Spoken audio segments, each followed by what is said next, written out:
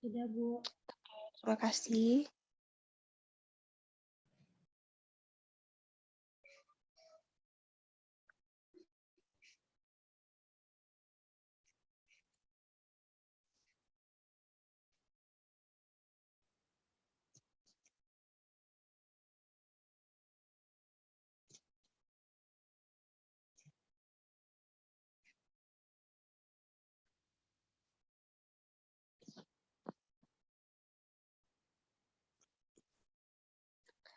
Jadi tadi kan posisinya kenapa dia harus menggunakan kursi yang ada sandaran punggung dan sandaran tangan. Jadi dengan adanya sandaran punggung atau sandaran tangan nanti misalnya sewaktu-waktu dari pasien itu terjatuh mereka bisa menumpu pada sandaran tangan tadi. Mereka bisa bisa mempertahankan keseimbangannya, berusaha untuk mempertahankan keseimbangannya dengan menggunakan kursi itu tadi. Nah, selain dengan bantuan fisioterapis ya, karena di situ ada fisioterapis juga. Nah, kemudian setelah itu, ini sudah masuk semua ya? Ada berapa orang tadi ya? Total mahasiswanya ada berapa? 13, Bu. 13 berarti masih kurang 1. Nanti kalau misalnya dia belum masuk, tolong chat saya ya, atau ingatkan saya bisa open mic. Nah, kemudian, bentar. Jadi basis untuk instruksinya itu seperti apa? Jadi untuk instruksinya,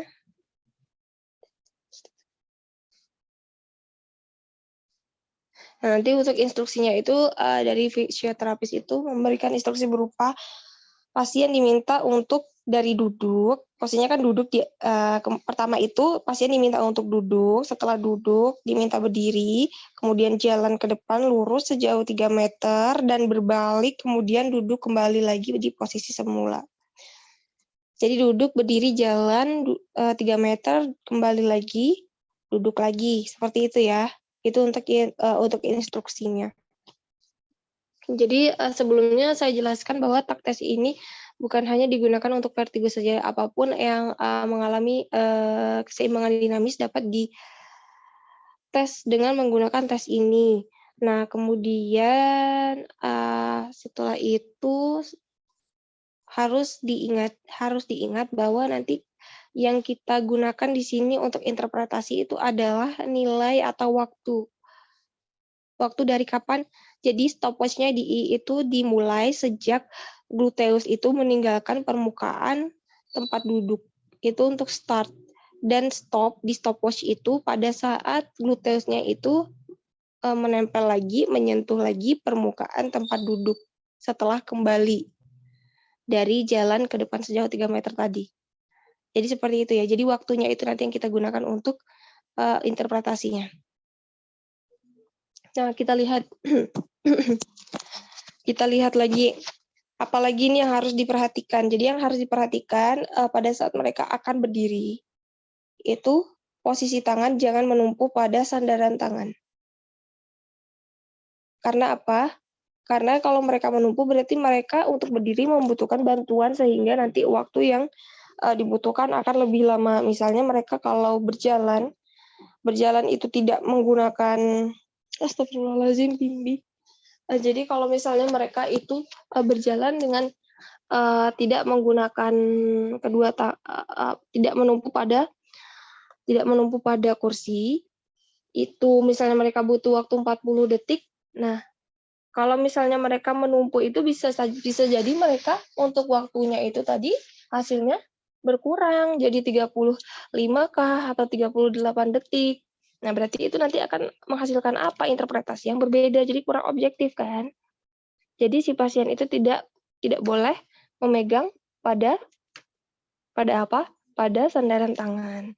Selain itu nanti untuk instruksinya mereka diminta untuk berjalan secepat mungkin ya. Jadi bukan jalan santai, juga bukan berlari. Jadi untuk sejauh 3 meter ke depan itu mereka berjalan secepat mungkin. Nah, kemudian di depan itu nanti sebentar ya, ada yang baru masuk.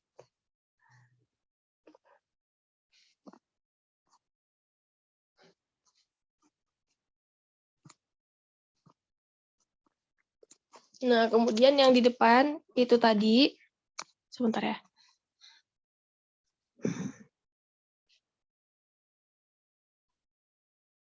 Nah, itu kan di depan tadi kan mereka harus berbalik ya, setelah 3 meter kan mereka harus berbalik. Nah, pada saat berbalik itu mereka harus langsung berbalik, jangan stop terlebih dahulu, karena kalau misalnya mereka stop terlebih dahulu maka akan apa?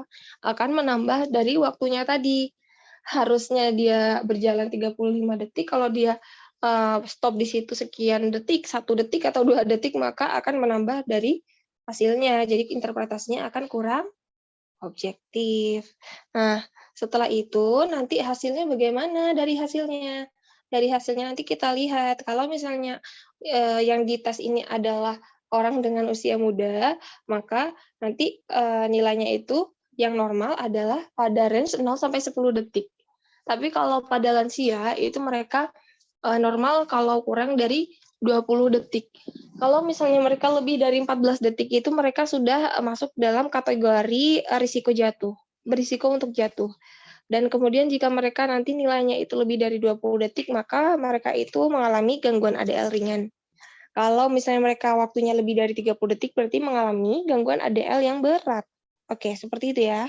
Kemudian, nanti kalau untuk anak-anak berbeda lagi hasilnya. Nilai normalnya maksudnya. Astagfirullahaladzim, Bimbi. Maaf ya, Dek. Kita lanjutkan lagi. Ini ada kucing saya. Kemudian kita lanjutkan lagi Babinski-Weil test. Jadi Babinski-Weil test ini pasien diminta untuk jalan maju sejauh 5 langkah dan kemudian jalan mundur sejauh 5 langkah. Nah, kemudian setelah itu posisi matanya jangan lupa untuk posisi matanya itu tertutup dan lakukan hal ini selama 30 detik. Jadi dalam 30 detik itu kalian hanya memberikan instruksi mulai dan stop. Memberikan instruksi mulai dan stop. Jadi, Bapak nanti seperti ini ya Bapak, seperti yang saya lakukan, Bapak maju 5 langkah, kemudian mundur 5 langkah, seperti ini ya Bapak. Nanti pada saat saya bilang mulai berarti Bapak mulai, pada saat saya bilang stop berarti Bapak berhenti. Seperti itu ya Bapak. Nah, setelah itu nanti kalian lihat, setelah kalian contohkan, mereka melakukan, kalian lihat pola lintasannya seperti apa. Kalau pola lintasannya berbentuk seperti yang ada di gambar itu, berbentuk ala-ala bintang itu, maka mereka mengalami permasalahan pada vestibular unilateral. Seperti itu ya. Nah, kemudian berikutnya Dix-Hallpike test. Tadi kan sebelumnya ini kita pemeriksaannya terkait keseimbangan, koordinasi, dan lain-lain. Tapi kalau di sini dia lebih fokus ke kanalnya. Jadi untuk yang lebih fokus ke kanalnya ini nanti saya akan jelaskan 2 pemeriksaan, yaitu Dix-Hallpike test, dan supine heteral test. Jadi untuk Dix-Hallpike test ini dia lebih sensitif untuk pemeriksaan pada kanal anterior dan posterior. Tapi kalau untuk yang supine heteral test, itu nanti mereka akan lebih sensitif pada kanal, digunakan untuk pemeriksaan pada kanal lateral atau horizontal. Ini Bimbi, Diva. Nah, kemudian berikutnya posisi fisioterapisnya. Posisi fisioterapisnya nanti ada di mana. Untuk Dix-Hallpike test ini mereka ada di tepi bed. Lihat, bisa di kanan, bisa di kiri, tergantung nanti bagaimana posisi bednya bisa.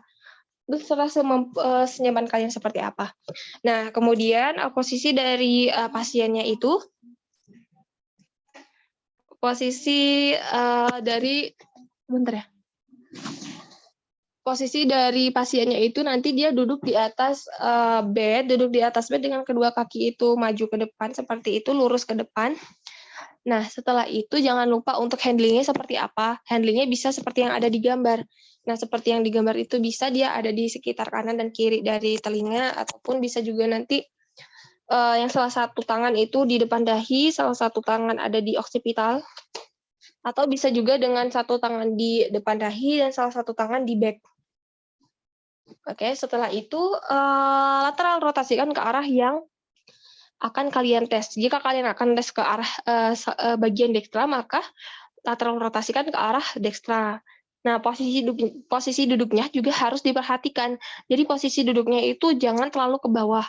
Dia agak ke atas supaya apa? Nanti supaya bisa ekstensi, bisa menggantung untuk posisi neck-nya.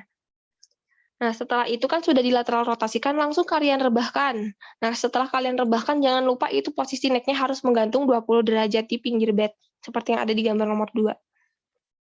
Jadi jangan pelan-pelan. Kalau pelan-pelan mereka tidak akan terprovokasi karena tadi kan tujuannya adalah supaya kalsiumnya itu bergerak ya. Jadi kalau ada pergerakan kalsium, maka nanti simptom dari vertigonya itu akan meningkat, akan terstimulasi dan nanti akan timbul seperti itu. Jadi dari sini kan Dix-Hallpike ini kan kita akan melihat ya dari simptomnya itu tadi di mana salah satunya itu merupakan nistagmus kan. Jadi nistagmusnya dari sini nanti kalau terlihat. Jadi nistagmus itu bukan posisi mereka duduk biasa atau mereka berdiri biasa langsung ada nistagmusnya, tidak. Jadi setelah dilakukan tes-tes seperti ini baru mereka terlihat nistagmusnya. Seperti itu. Nah, tadi kan sudah lihat ya, kita sudah dijelaskan, saya sudah menjelaskan bahwa nistagmusnya itu seperti apa dari arahnya. Nah, selain dari arahnya nanti kita lihat apa lagi dari latensi dan durasi. Jadi kan posisi yang nomor 2 itu di gambar itu pertahankan selama minimal 30 detik. Jadi 0 sampai dengan 20 detik pertama, 0 sampai 20 detik pertama itu nanti biasanya mereka akan nistagmusnya akan makin cepat pergerakannya. Bola mata itu makin cepat. Nah, untuk ke detik 21 sampai dengan 30 itu nanti bisa melambat, bisa tidak. Kalau nanti dari detik 21 ke 30 itu dia melambat, maka permasalahannya ada di bagian perifer. Tapi kalau misalnya dia di detik ke 21 sampai dengan detik ke 30 itu dia tidak melambat, berarti permasalahannya bukan pada perifer, sentral. Seperti itu. Jadi intinya hanya ditolehkan saja, tolehkan kemudian langsung diekstensikan, digantungkan kepada di tepi bed sebesar kira-kira 20 derajat ekstensi. Tadi yang pertama 45 derajat, seperti itu ya. Ini untuk yang anterior atau posterior. Nah, berikutnya. Nah, ini contohnya nih, pergerakan di dalam semisirkularisnya seperti ini. Kalau ada kalsium dan perubahan posisi kepala yang memanfaatkan gravitasi. Berubah ya posisinya. Posisi kalsiumnya, kanalit atau otolitnya. Bukan di ampula lagi, tapi di kanal. Nah, kemudian berikutnya ada supine head roll test. Jadi di supine head roll test ini lihat posisi fisioterapisnya ada di sebelah mana. Jadi posisi fisioterapis itu ada di tepi bed, tapi di bagian atas kepala pasien. Jadi bukan di kanan atau di kiri. Nah, kemudian handlingnya sama, masih bisa menggunakan salah satu dari 3 handling yang tadi sudah saya jelaskan, itu nanti senyaman kalian. Jangan lupa ya, nanti untuk melakukannya harus di atas bed. Supaya apa? Supaya ergonomis si fisioterapisnya juga, nanti kalau misalnya pasiennya banyak, dia tidak menambah permasalahan baru. Karena bisa juga nanti, kalau misalnya tidak menggunakan bed, dia bisa mengalami LBP dan lain-lainnya. Nah, kemudian untuk posisi dari pasiennya itu sendiri, pertama adalah supine lying, seperti yang ada di gambar supine lying. Pertama supine lying, kemudian dia itu di lateral. Oke, nanti ini bisa diekstensi 30 derajat, bisa netral. Jadi bisa menggunakan bantal, bisa tidak. Kalau dia menggunakan bantal, berarti kan dia posisinya di situ fleksi ya. Kalau dia fleksi, berarti nanti untuk lateral rotasinya itu dia cukup 45 derajat. Tapi kalau misalnya dia tidak difleksikan untuk lehernya, lihat seperti yang gambar di sebelah kanan atas itu. Nah, itu berarti lateral rotasinya nanti ada 90 derajat.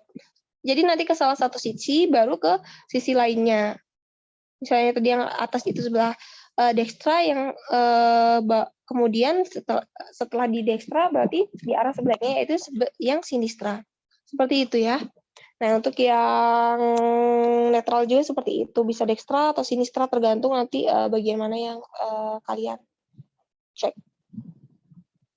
Selain dengan durasi tadi, selain dengan arahnya itu tadi, di mana nanti arahnya di sini pasti dia lebih cenderung ke arah yang mana, medial atau lateral, karena ini tadi supine head roll test digunakan untuk memeriksa yang lateral.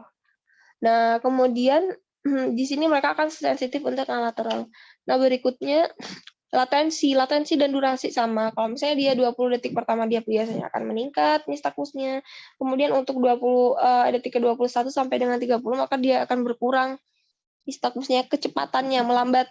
Misalnya tadi ya tek tek tek tek. Nah, misalnya di tek tek, nah misalnya melambat untuk pergerakan nistagmus tadi yang ada kita lihat di YouTube. Nah, berikutnya setelah kita lakukan pemeriksaan, maka kita lakukan diagnosis. Nah, diagnosisnya itu apa? Nah, diagnosisnya terjadi apa misalnya ada permasalahan pada bagian kanal apa anterior atau posterior seperti itu atau lateral, nanti tinggal disesuaikan ya, belum saya masukkan itu di diagnosa, nanti tinggal disesuaikan dengan kode ICF-nya seperti apa.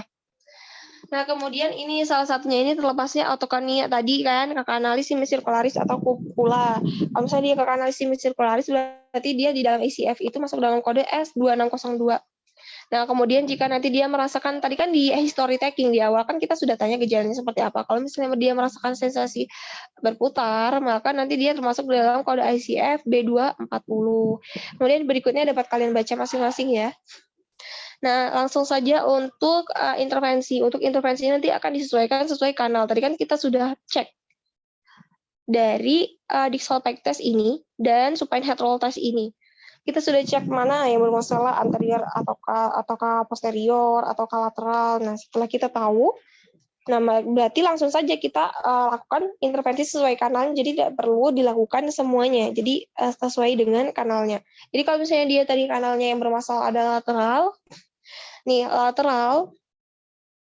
maka nanti nanti pergerakannya seperti ini, bisa digunakan intervensi berupa Lampert atau barbecue maneuver. Nanti ada banyak ya, lateral itu ada Lampert, ada Gufoni. Nanti untuk Lampert ini caranya, yang pertama itu posisi dari pasien itu supine lying. Setelah supine lying, ini fisioterapis juga ya yang membantu ya. Jadi jangan diberikan instruksi karena susah untuk memberikan instruksi seperti ini. Jadi dilakukan dengan menggunakan bantuan fisioterapis yang melakukan pergerakan ini. Jadi ada di handlingnya tadi tetap sama, bisa digunakan salah satu dari 3 jenis handling yang sudah saya jelaskan. Kemudian posisi pertama supine lying, kemudian lateral rotasi ke arah yang lesi. Misalnya lesinya tadi daerah dekstra, berarti lateral rotasi ke arah dekstra, kemudian lateral rotasi ke arah yang sebaliknya tadi ke arah dekstra, sekarang ke arah sinistra. Itu 90 derajat searah dengan bahu, sejajar dengan bahu. Kemudian setelah itu posisinya dia prone lying. Setelah prone lying, side lying dengan kedua tangan itu mengganjal di tepi di sekitar telinga. Kemudian baru duduk ke posisi sepula. Atau kalau mau mudahnya untuk mengingat, jadi pertama dia itu terlentang, toleh kanan, toleh kiri, kemudian telungkup, kemudian side lying atau berbaring seperti side lying dengan bobok cantik, posisi bobok cantik dengan kedua tangan itu pada bagian yang lesi atau cedera atau bermasalah, kemudian duduk. Seperti itu. Nah, untuk setiap posisi yang ada nomor-nomornya itu, nanti kalian pertahankan dalam waktu 30 detik. Jadi 30 detik ya. Berikutnya ada Gufoni manuver. Jadi Gufoni manuver ini kalian lihat posisi pertama itu mereka duduk di tepi bag dengan posisi kakinya menggantung. Nah, kemudian direbahkan secara cepat ya. Jadi harus cepat ya. Merebahkannya itu secara cepat ke salah satu sisi. Nah, sisinya sisi mana? Sisi lateral atau sisi dekstra atau sinistra, nanti sesuai tadi sisi mana yang bermasalah. Kalau misalnya dia sisi yang bermasalah adalah sinistra, berarti dia direbahkan ke arah sinistra dengan kaki tetap menggantung ya. Kaki tetap menggantung. Kemudian ke arah sinistra, posisi dari neck-nya itu masih ke arah ke depan, kemudian di posisi ketiga itu, aduh dek, maaf ya dek, maaf astagfirullahaladzim, ada bimbing. Nah, kemudian astagfirullahaladzim, maaf ya dek. Nah, kemudian berikutnya, Allahu Akbar, maaf ya dek, mohon maaf sebelumnya, Ya, Bu. mohon maaf. Jadi berikutnya itu astagfirullah. Jadi berikutnya itu adalah lateral rotasi ke arah yang bermasalah. Kalau nanti lateral rotasinya itu ke arah 45 derajat ke arah yang bermasalah. Mohon maaf ya sebelumnya, mohon maaf sekali, saya mohon maaf. Nah, setelah itu berikutnya di kanal berikutnya itu ada kanal posterior. Jadi kanal posterior itu pertama posisinya duduknya menggantung. Sebelumnya untuk yang ini posisinya ini, nanti di posisi ketiga itu pertahankan selama 1-2 menit. Nah, berikutnya untuk Brandarov exercise. Brandarov exercise ini posisinya seperti itu ya, duduk di tepi bed, kemudian di lateral difleksikan, direbahkan ke salah satu sisi, dengan posisi neck-nya itu berlawanan. Jadi kalau misalnya dia direbahkan ke salah satu sisi itu, salah satu sisi berupa dextra atau sinistra. Misalnya sinistra dulu ya. Jadi kalau misalnya dia rebahannya ke arah sinistra, kemudian neck-nya itu maka dirotasikan ke arah dextra 45 derajat. Kemudian ke posisi awal duduk lagi. Nah, itu satu posisi yang ada di gambar itu, satu gambar itu posisinya 30 detik, tahan 30 detik. Nah, untuk yang posisi ketiga juga 30 detik dan setiap posisi di situ 30 detik. Jadi yang beda antara kanal lateral dengan posterior ini adalah apa? Kalau kanal lateral ini dia tadi untuk lateral rotasinya itu searah dengan arah rebahannya. Kalau yang di posterior ini berarti dia berbeda kan? Jadi misalnya dia rebahannya ke arah kanan, berarti tolehnya ke arah kiri. Seperti itu. Jadi heterolateral.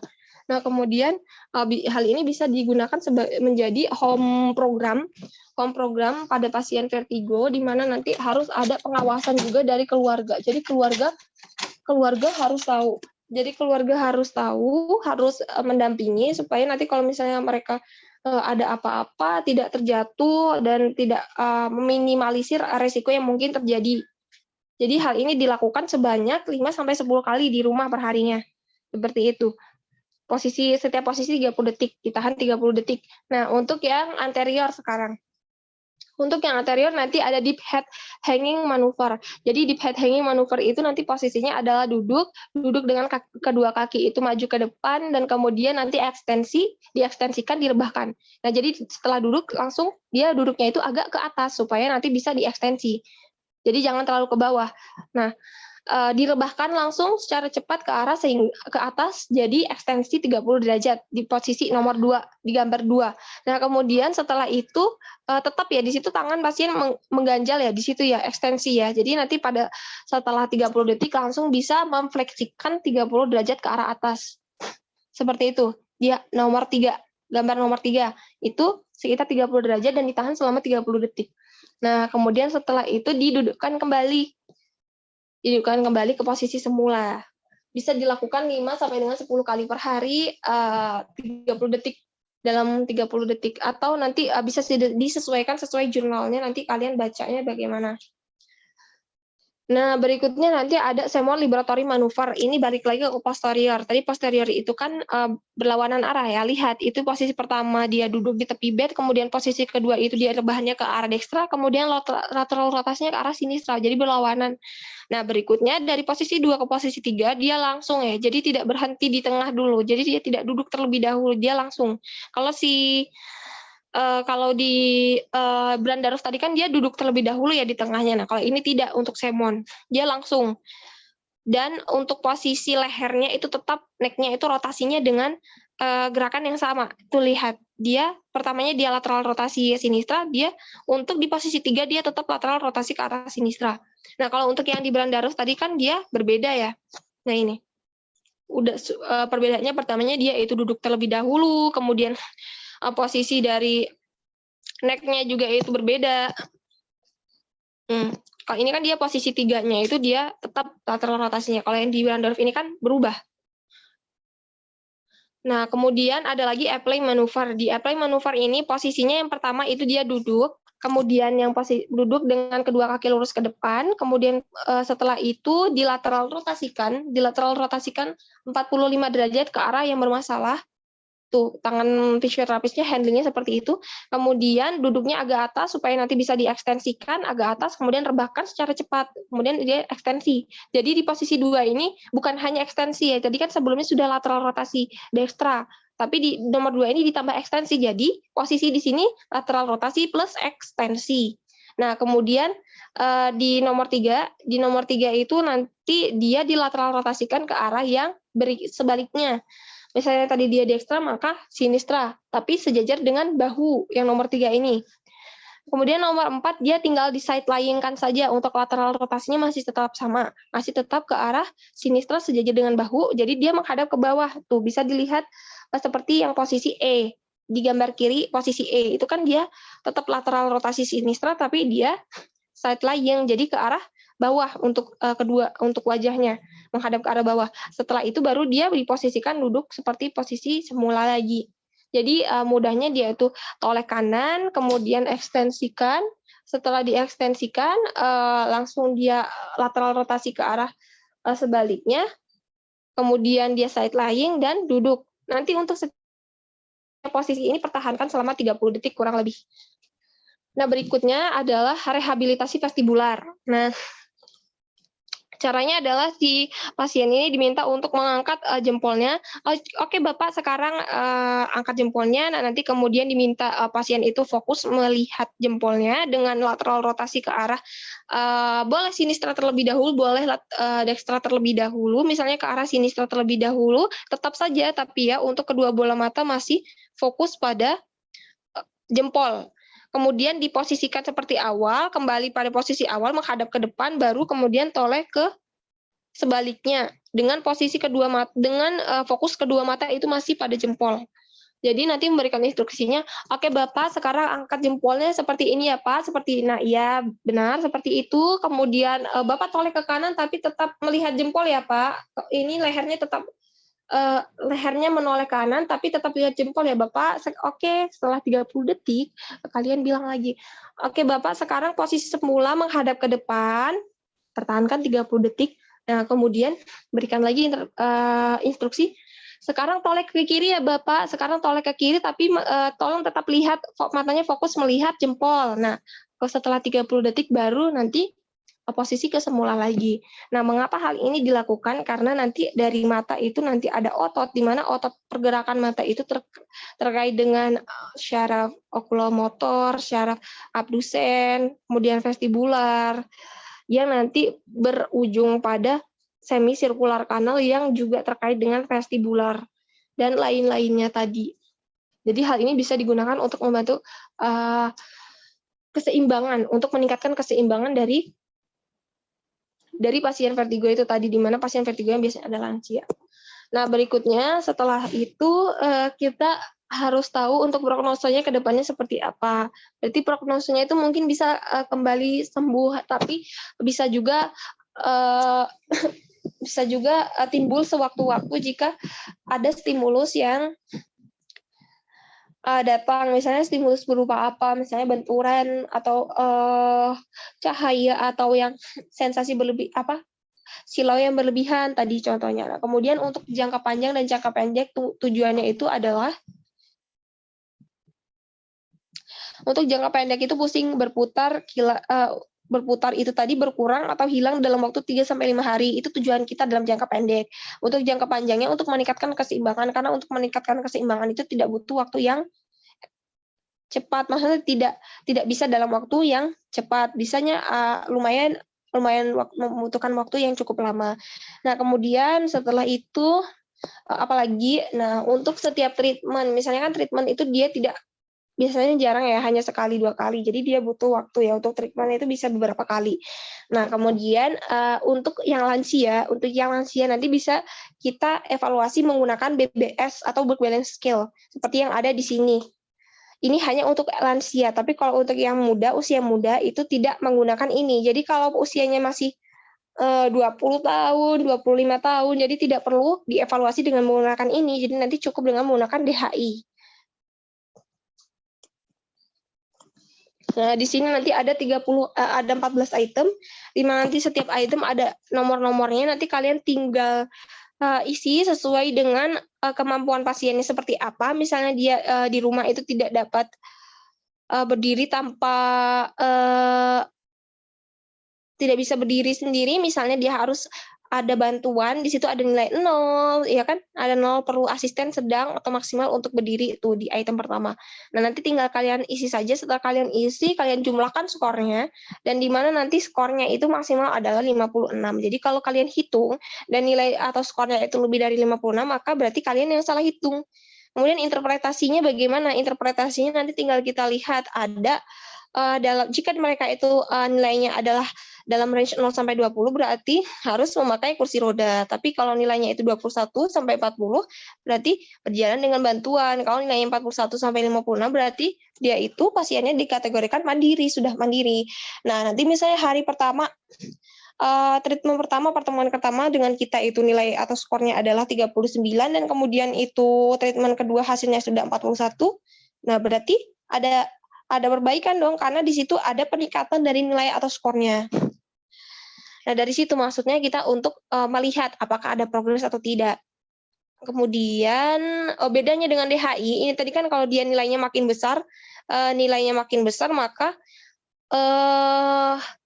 berarti hal ini semakin baik ya untuk keseimbangannya. Kalau untuk DHI ini, kalau nilainya itu dikatakan makin baik jika nilainya itu berkurang. Jadi hasilnya ini dikatakan makin baik, ada perubahan karena intervensi kita jika nilainya itu berkurang. Misalnya treatment pertama itu dia adalah 36, maka kalau misalnya treatment pertama itu 36, kemudian treatment berikutnya 34, berarti di situ ada perbaikan. Karena apa? Karena tadi harusnya nilainya berkurang, kalau di sini bagusnya, normalnya. Nah, kemudian tadi sudah ada ya, di sini bisa kalian baca sendiri-sendiri pertanyaan seperti apa, nanti ada pilihan iya, terkadang, dan tidak. Kalau iya nanti berarti skornya 4, kalau terkadang itu skornya 2, dan tidak itu skornya 0. Nanti tinggal kalian jumlahkan di mana nanti poin minimalnya itu 0 dan poin maksimal adalah 100. Jadi kalau misalnya kalian menghitung dan nilainya lebih 100, berarti lebih dari 100, maka berarti kalian yang salah hitung. Nah, kemudian dari hasilnya itu nanti kita dapat klasifikasikan menjadi 3 level, di mana level pertama itu dalam range 16-34 adalah level ringan, kemudian level berikutnya itu adalah 36-52 atau level sedang, dan berikutnya adalah level berat, di mana nilai atau skornya itu lebih dari 54. Jadi seperti itu ya. Jadi nanti kita tinggal evaluasi melalui skornya.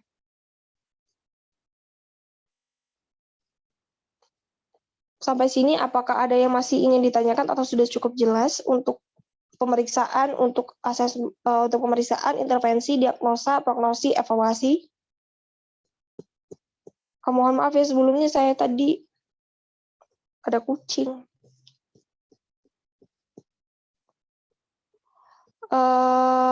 Apakah suara saya terdengar? Sudah terdengar, Bu. Masih ada yang ingin ditanyakan?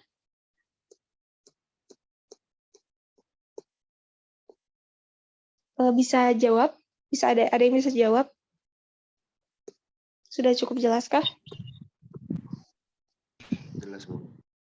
Oke, jika sudah cukup jelas, maka nanti untuk praktikumnya nanti kalian hanya membuat tugas, di mana tugasnya nanti satu kelas ini satu PPT. Jadi misalnya ada 14 orang, ada 13 orang, ada 12 orang, maka nanti satu PPT saja, di mana nanti PPT-nya isinya adalah apa, foto. Jadi nanti kalian ada foto intervensi dan foto pemeriksaan.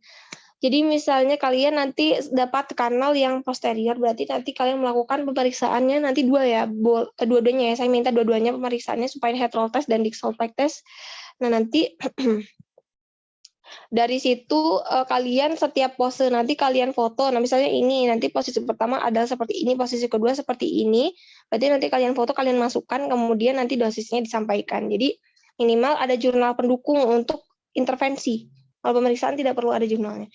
Jadi untuk intervensinya saja nanti ada jurnal pendukungnya untuk pemeriksaannya. Kemudian setelah itu harus ada jurnal. Di depan itu nanti di PPT bagian depan nanti ada nama, kanalnya kanal apa, kemudian apalagi, kemudian nanti dikumpul melalui e-learning. Nanti e-learningnya saya sampaikan, saya berikan ke linknya itu saya berikan ke PJ, dan kalian kumpul saja. Jadi pada saat praktikum kalian hanya screenshot bukti pengumpulan. Setelah itu nanti langsung saya presentasikan dan saya nilai hasilnya seperti apa. Saya mohon kerjasamanya di sini, walaupun ini berkelompok, jadi salah satu sama lainnya itu saling bekerja sama ya. Jadi nanti mungkin yang di Jogja, ada yang di Jogja, ada yang di luar Jogja. Nah, nanti kalau yang di Jogja mungkin bisa membantu untuk melakukan ini, ada yang sebagai fisioterapis, ada yang sebagai pasien. Kemudian ada yang memfoto. Kemudian nanti yang jauh mungkin bisa bantu dengan mencari jurnal atau isi PPT atau untuk upload seperti itu ya. Jadi mohon kerjasamanya. Jadi jangan hanya 1-2 orang saja yang bekerja. Jadi harus dikerjakan secara bersama-sama, karena ini namanya tugas kelompok. Nanti kalau misalnya ada yang tidak bantu, boleh silakan dilaporkan saja siapa yang tidak membantu untuk pembuatan dari PPT-nya. Akan saya kurangi nilainya. Jadi sampai di sini apakah sudah cukup jelas? Jadi kita dapatnya kanal yang mana, Bu? Oke, nanti kanalnya sebelumnya Reni sudah dibagi belum ya di grup PJ? Belum. Itu yang list yang udah SL aja. Oh, berarti sebentar ya. Sebentar saya lihat.